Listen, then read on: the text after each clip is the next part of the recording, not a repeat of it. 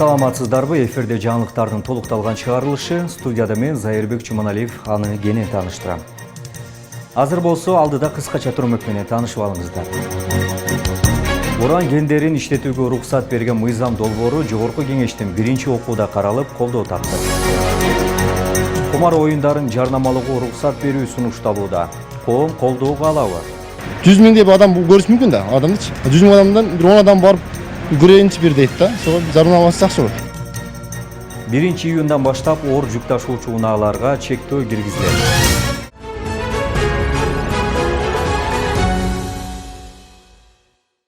Уран кендерин иштетүүгө уруксат берген мыйзам долбоору Жогорку Кеңеште биринчи окууда каралып, колдоо тапты. Мыйзам долбоору боюнча жаратылыш ресурстары, экология жана техникалык көзөмөл министри Мелис Турганбаев маалымат берген. Анын айтымында уранды иштетүүгө салынган тыюу башка сейрек кездешүүчү металлдарды камтыган 83 кенди изделип, иштетүүгө жолтоо болууда. Министр аларды иштетүү өз кезегинде экономиканы жакшыртууга салым кошооруна ишеним артууда. Ошондой эле ал уранды иштетүүгө экологияга, калктын ден соолугуна зыянын тийгизбей турганын белгилеген. Жыйынтыгында мыйзам долбооруна 69 депутат макул, 3 эл өкүлү каршы добуш берди. Документ колдоо тапты. Бишкекте 1 миллиард сомго бааланган 2,5 гектарлык жер тилкеси мамлекетке кайтарылды. Бул тууралуу УКМКдан кабарлашты. Маалыматка караганда Бишкек мэриясынын жооптуу кызматкерлери менен жең ичинен сүйлөшүп, жер 2011 жылы аукцион аркылуу жеке менчикке өтүп кеткен. Ошол кезде 2 миллион доллар турган участок 340 000 долларга берилип кеткен. Алар жердин баштапкы максатында өзгөртүп салышкан. Тагыраагы мектеп түшө турган жерге соода борбору бар көп кабаттуу комплекс курушкан деп айтылат маалыматта. Ыкчам иликтөө иш-чараларынын жүрүшүндө ээси жер тилкени мамлекеттин балансына өз ыктыяры менен өткөрүп берди. Учурда ушул сыяктуу фактыларды тиешеси бар башка кызмат адамдарын аныктоо боюнча тергөө жана ыкчам издөө иш-чаралары жүргүзүлүүдө. Кыргызстанда көмүскө экономиканын көлөмү кескин кыскарды. 2023 жылы көмүскө экономиканын көлөмү ички дүң продукциянын 46%-ын түзгөн. 3 жыл мурда көмүскө экономика ички дүң продукциянын 11%-ын түзсө, былтыр бул көрсөткүч 46% болуп кыскарган. Ал эми экономикалык серепчилер дагы акыркы жылдары көмүскө экономика менен күрөшүүдө алдыга жылуу болгонун айтышууда. Кененирээк кийинки материалда. Кыргызстанда көмүскө экономиканын көлөмү кескин кыскарды. Бул тууралуу министрлер кабинетинин төрагасы Акылбек Жапаров финансы министрлигинин 100 жылдыгына арналган эл аралык илимий практикалык конференциядагы сөзүндө айтылды. 2023 жылы көмүскө экономиканын көлөмү ички дүң продукциянын 46%-ын түзгөн. Фискалдаштыруу жана бажы салыктык реформалары сыяктуу жаңы демилгелери салыктык бюджеттик саясаттын өнүгүүсүнө оң таасирин тийгизди. Ушунун натыйжасында бюджетке түшүүлөрдүн олуттуу өсүшү байкалууда. Тактап айтканда 2021 жылдан 2023 жылга чейин салыктык кирешелер дээрлик 2 эсеге өстү. Таможнябыз 3,5-4 эсеге жакын, налоговыйыбыз 2,5-3 эсеге жакын кирешелерибизди көбөйтүп беришти. Кыргызстанда эл аралык уюмдардын эсебинде көмүскө экономика 40% экени айтылып келген. Өкмөт көмүскө экономиканы кыскартуунун бир жолу катары ККМ аппараттарын колдонууну киргизди. Бул ыкма салыктан буйтап качуу фактыларын азайтат. Бюджетке түшүүдө, салыктардын түшүүсүндө бул аябай жакшы курал аспап болуп эсептелет. Себеби мына бирдиктүү салыктын негизинде жана 0 деген ставкада иштөө үчүн аларга атайын талаптар коюлган. 0 ставка менен аларга жана 15 миллионго жүгүртүүсү жетпей атканын биз кандай аныктайбыз? Биз ошол ККМ аппарат аркылуу күндөгү соодасын киргизген болсо, күндө мисалы 10 000 сом соода кылдуу, 5 000 сом соода кылдуу, 20 000 сом соода кылдуу, ошолордун баарын эсептеп туруп, канча көлөмгө жеткенин же жетпегенин биз аныктоо мүмкүнчүлүгүнө ээ болобуз. Төлөй турган жанагы 15 миллиондон ашкан ставкалар деле өзүнүн салыктык базасын аныктоо үчүн күндөгү ошол ККМ аркылуу соода кылып кардарлар менен эсептешкен суммасын ошонун негизинде эле белгилүү пайызын ставканын негизинде төлөйт. Экономисттер көмүскө экономиканын көлөмүн тагайтуу мүмкүн эместигин айтышат. Жалпылап байкоо салганда акыркы жылдары аны менен күрөшүү алдыга жылып, өзгөрүү байкалганын белгилешет. Экономикалык кылмыштуулук менен күрөшүү жүрүп атат да, чын-чынына келгенде. Ал эми мен дагы бир жолу айтып өтөм, ошол элементтер көп. Көмүскөдөгү экономиканын элементтери көп. Бул ошол эле баягы азыркы Кыргызстанда мындай терс көрүнүш катары жайылган ошол экономикалык кылмыштуулук, чоң оборот, мисалы ошол курал жарак менен соода саттык жүргүзүү, адам сатуу, наркотрафик, соода наркозаттар менен ошол эле баягы сойкулук, ушундай элементтер анын көп. Ошол элементтер менен мамлекет кандай күрөшүп атат? Бул жерде мен мындай ачык айкын айта алам, мамлекет акыркы 3 жылда анын ошол күч органдары көмүскөдөгү экономиканын ошол экономикалык кылмыштуулук элементи менен күрөшүп атат да, ал жакшы жыйынтык берип атат. Ал эми башка элементтерин айта турган болсок, ал боюнча азыркы күндө мамлекеттик масштабта маалыматтар аз.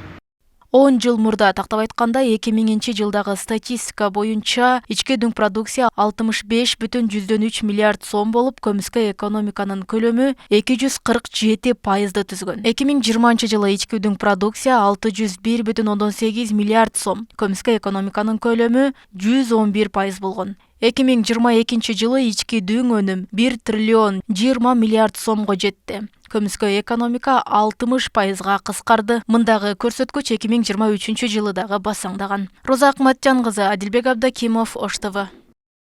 Кыргызстанда кумар оюндарын жарнамалоого уруксат берүү боюнча мыйзам долбоору даярдалып, коомдук талкууга чыгарылган. Аталган долбоорду Жогорку Кеңештин депутаттары Бакытбек Сыдыков менен Гүлшаркан Култаева сунуштаган.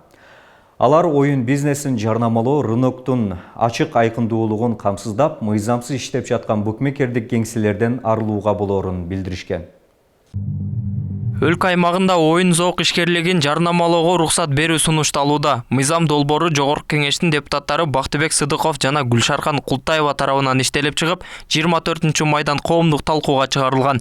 Демилгечилер оюн бизнесин расмий жарнамалоо рыноктун ачык айкындуулугун камсыздап, мыйзамсыз иштеп жаткан букмекердик кеңселер, дүкөндөр жана оюн зоок жайларын арылууга жардам берерин белгилешкен.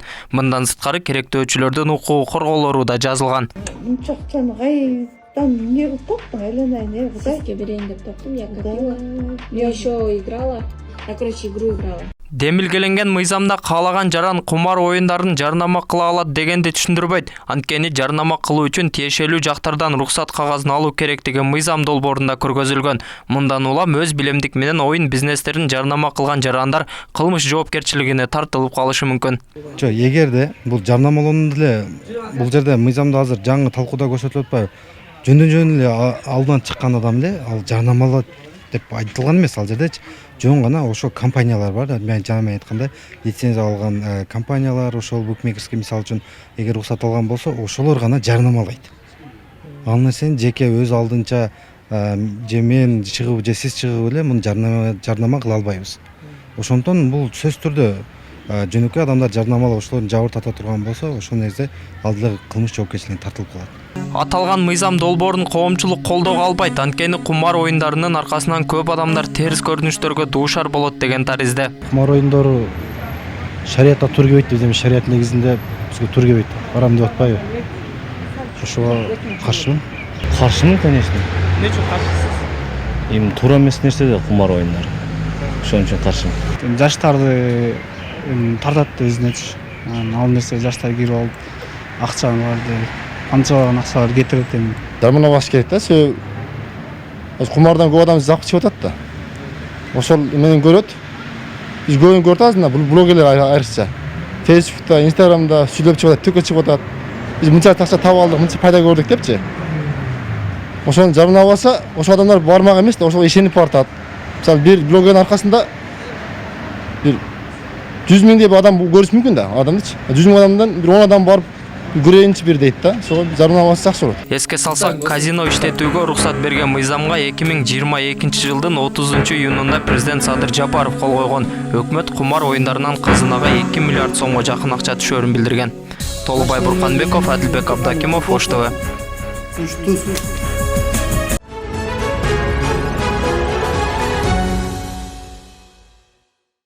1-июндан тарта оор жүк ташыган унааларга убактылуу чектөө киргизилет. Бул тууралуу Транспорт жана коммуникациялар министрлигинин маалымат кызматы кабарлады.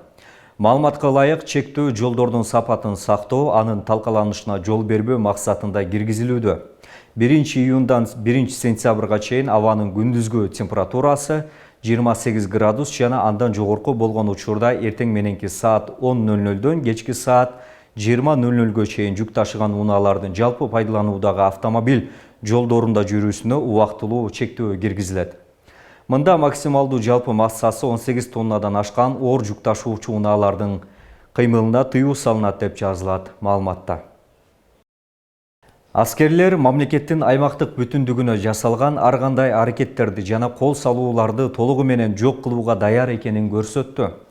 Бул тууралуу президент Садыр Жапаровдун 29 май куралдуу күчтөрдүн күнү менен куттуктоосунда жазылган. Мамлекет башчы аскер кызматкерлеринин жана ардагерлерди майрамы менен куттуктап, бул күндүн мааниси тууралуу сөз кылган. Анын айтымында 1992 жылы улуттук армияны түзүү чечимин кабыл алуу менен эгемен Кыргызстанды коргоо боюнча жаңы институт пайда болуп, ага республиканын аскердик коопсуздугун жана аймактык бүтүндүгүн сактоо жоопкерчилиги жүктөлгөн.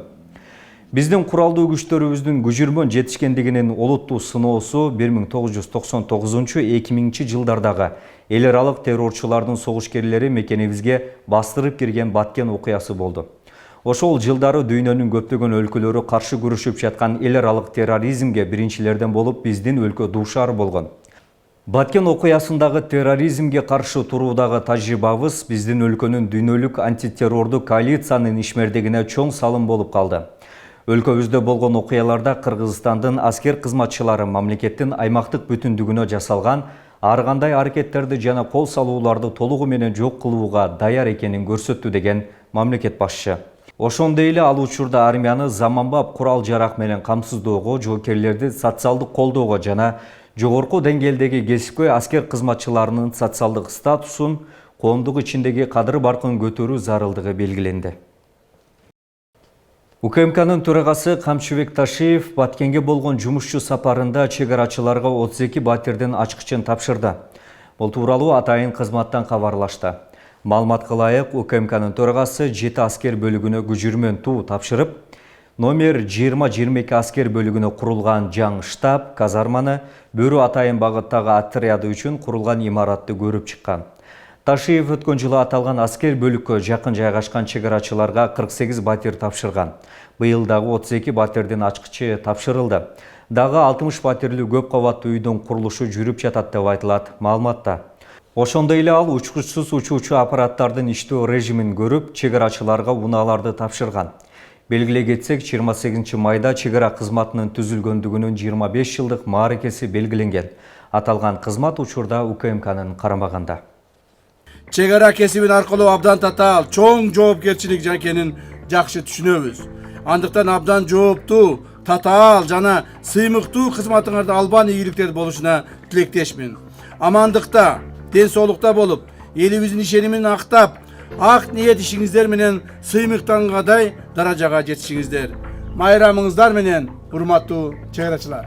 Мамлекет балабакчаларды куруу жана оңдоо үчүн жеңилдетилген насыя берет. Бул тууралуу Билим берүү жана Илим министрлигинен кабарлашты. Маалыматка ылайык, долбоор казнадан РСК банк, Айыл банк, Керемет банк, ачык акционердик коомдору тарабынан каржыланат. Долбоорду ишке ашыруу мөөнөтү 2024 жылдын январынан тартып 60 ай. Насыя ишкердик субъектилерге жана жеке жактарга берилет. Салык кызматы ишкерлерге ККМ аппараттарын аксыз бере баштады. Маалыматка караганда этап-этабы менен 32 000 аппарат берилет. ККМда аксыз берүү аларды ар кандай себептер менен өз алдынча сатып ала албаган, анын ичинде базарларда жана кичи базарларда иштеген, патенттик системадан салык салуунун башка түрлөрүнө өтүп жаткан ишкерлерге колдоо көрсөтүү максатында ишке ашырылат. ККМ алуу үчүн салык төлөөчү экономикалык иш жүргүзгөн жери боюнча аймактык салык органына арыз бериши керек. Мына ушул жаңылыктар менен бүгүнкү чыгарылышыбызга жыйынтык жасайбыз. Алдыда дүйнө кабарлары эфирибизди улантат. Кечиңиздер көңүлдүү улансын.